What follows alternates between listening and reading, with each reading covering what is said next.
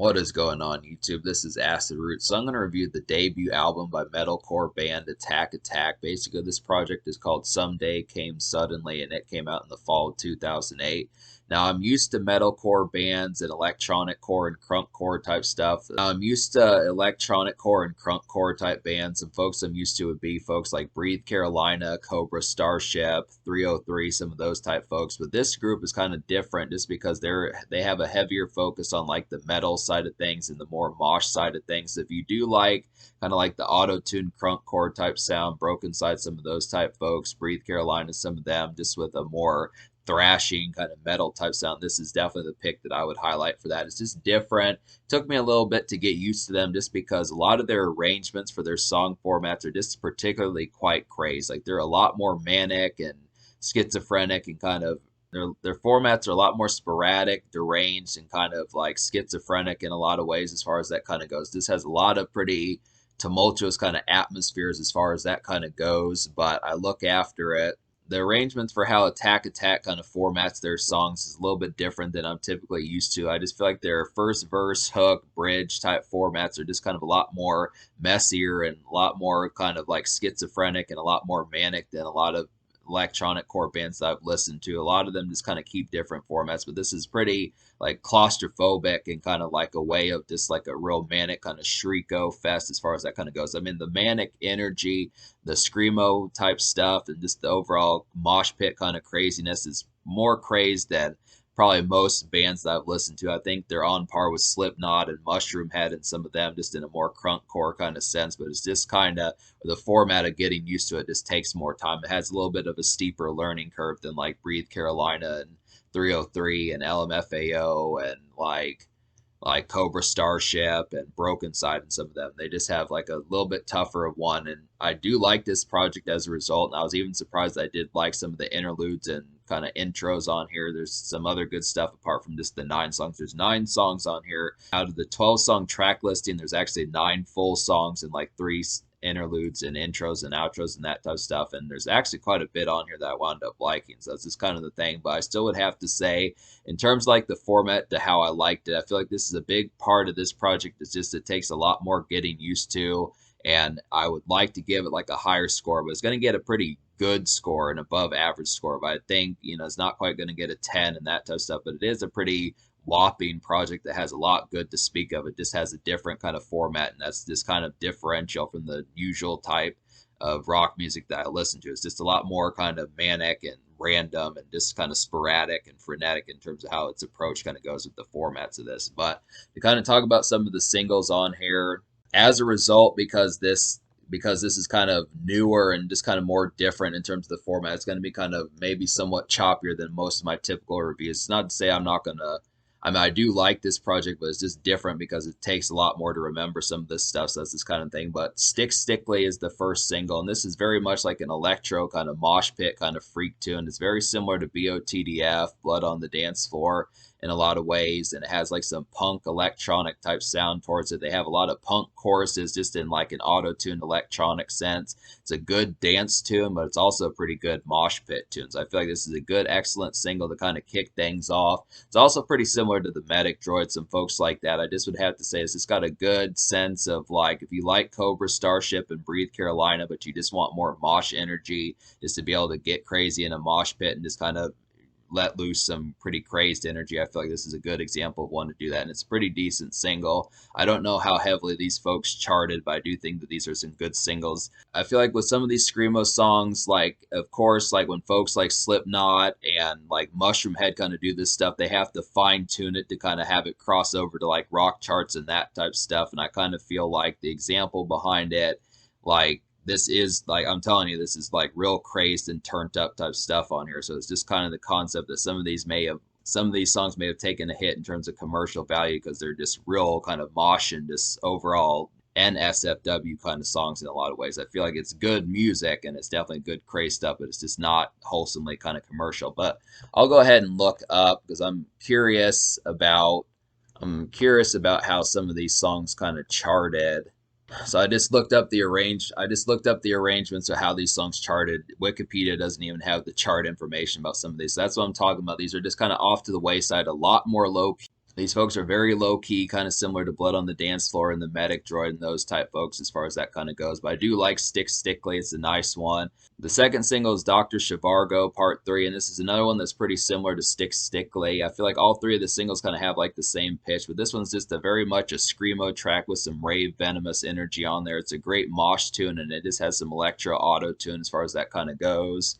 Dr. Zhivago Part 3 is just a little bit more screamo induced. It's less kind of commercial than Stick Stickly, but I feel like it's a pretty nice one. This is like a good promotional kind of single or just kind of street single. I mean, rock albums don't really do street singles that much, but I feel like this would be a good example of like a street single for this type of song. I feel like it's just good as like a screamo track just with a lot of rave kind of venomous energy. This one's more turned up than Stick Stickly, so that one was the more commercial one, but this one's kind of a little bit more rave.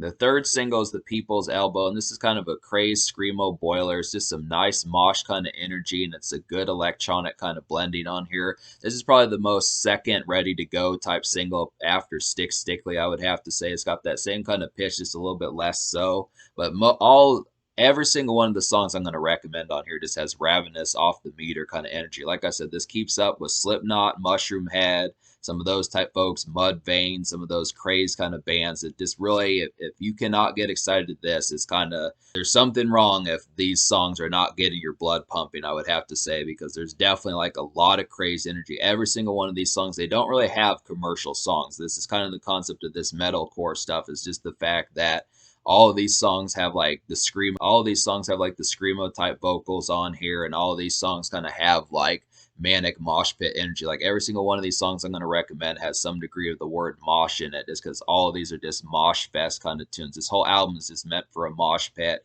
and they kind of sacrifice, I think purposefully, they kind of sacrifice the commercial aspect of it just to make these songs kind of that crazy and just bloodletting in kind of like a crazed kind of way. So I think that's kind of the concept. It's very much a moody and emo kind of album, but it does it in a very ravenous kind of way. So that's this kind of thing about those. But yeah, to talk about the songs on here, there's actually 8 songs out of 12 that I wound up recommending. Now keep in mind, there's actually only 6 songs I recommend, but I recommend the intro, Hot Grills and High Tops, and then the interlude, which is song number 7, which is just an instrumental. So to talk about those real quick, I like Hot Grills and High Tops just because this is a very Lil Jon-like crunk craze. I feel like this is a real manic type one. They get the what's in there like Lil Jon kind of does. This real kind of crazed one. It's just interesting kind of get that. Then the interlude is like a nice EDM-like dance craziness. And then the interlude is like a nice EDM like dance craziness type bop, and it just has a good instrumental. It's just a good gem for that sort of concept as far as just tuning out and just listening to some good dance vibes in like electronic and EDM type sense. That's some good stuff. So I forgot to recommend these songs, so I'm going to go ahead and recommend these songs. So there's 8 songs I recommend on here. So there's 8 songs I recommend out of 12 on here, and those 8 songs would be Stick Stickly, Bro, Ashley's Here, What Happens If I Can't Check My MySpace When We Get There, Dr. Zhivago Part 3, The People's Elbow, Party Foul, Interlude, and Hot Grills and High Tops. So I talked about Hot Grills and High Tops and the interlude, but I'm going to go ahead and talk about like some of these other songs. So like Party Foul is a good example of like some loud mosh craziness. This is just a real kind of crazed one. This was almost an almost song for me because this is a pretty demonic and kind of dance bop kind of craziness. It's kind of a mild dance bop in here, and it's a good house party tune, but it's just very unarranged. I feel like this is probably one of the most house party ready kind of craze type tunes. It can be a club, but it's just pretty manic. I would say either way, whether you play it at a house party or at a nightclub, it's just going to be pretty just manic kind of stuff and craze kind of stuff as far as that kind of goes. But I look after it, just the way that it was kind of unarranged kind of makes it a little bit more of a steeper learning curve to kind of mess with, but the energy is pretty much off the meter. The song What Happens If I Can't Check My MySpace When We Get There is a nice one. This is a glaring kind of mosh boiler that only has one verse. It kind of morphs into like an electronic kind of commercial Bleer type tune later on, but it is some nice stuff. It's just kind of got that commercial type feel. It's very similar to Stick Stickly. This is really too bad this song didn't have a second verse. It's really too bad this song didn't have a second verse because I definitely think it could have used it. It's very similar to Stick Stickly. It has the most commercial gloss on here apart from that song and maybe like The People's Elbow, but there's just not a ton of commercial gloss on here. This is basically, there's not a ton of commercial gloss on here. This is basically like a crunkcore version of a Slipknot album, but I do think there's at least 3 or so songs that kind of have that. And I think Bro Ashley's Here is another one that's kind of like that. That's another kind of commercial one. Another example of a commercial kind of song that's about as close as it gets to like charting abilities on here is Bro Ashley's Here, which is pretty similar to Stick Stickly and The People's Elbow. Bro Ashley's Here is pretty similar to Stick Stickly, The People's Elbow, and What Happens If I Can't Check My MySpace. And this one is basically like a leery, kind of distorted electronic cut at first, but then it switches later to like some mosh craze, and it's just a good hook. It's got a good hook on here, and it's just really kind of, I mean, a lot of these just have like a good just mixture of just like crazed and kind of random arrangements as far as that kind of goes. It's just metalcore just with like the most sporadic and kind of randomized kind of format, but all of these energies just really have some great kickoffs. And if you're not looking for like formatted songs that just kind of have like more organized kind of feel, because this album is not organized, it just is very all over the place and messy and just not necessarily sloppy, but just kind of unorganized, I would have to say. So that's kind of the thing about it. But it's just got a lot of crazed, kind of manic kind of energy. It's just like the perfect shot in the arm if you just want to get crunk and just like a kind of melodic kind of way. It's melodic and it has some good hooks and auto tune and crunk core type stuff. Like it has some good crunk core auto tune type stuff like Jeffree Star, Blood on the Dance Floor, and Breathe Carolina and some of that type stuff. But it is rather ravenous, and that just kind of happens to be a thing. So that's some good concepts.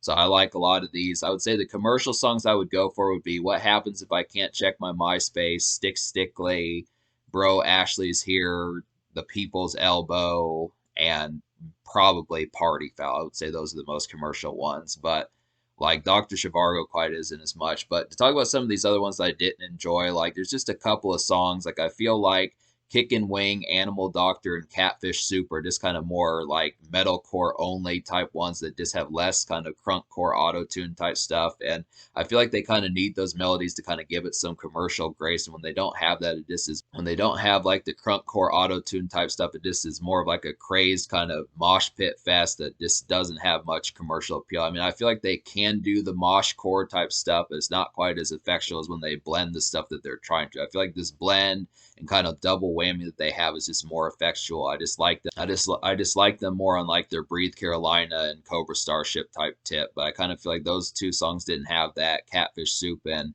Kick and Wing, Animal Doctor. And then I almost recommended Shred White and Blue, but this one is a real mess of a song. This is one that's just very Mudvayne like and just all over the place, has no arrangements, just is complete crazed demonic kind of song. And I do like demonic kind of songs, but it's just not organized. That one is a real tough one to kind of admit to liking, or at least have the learning curve to get to liking. So that was one I would have liked and was getting close to, but just couldn't quite convince myself enough to do it, not even as an almost song. So that's kind of the thing.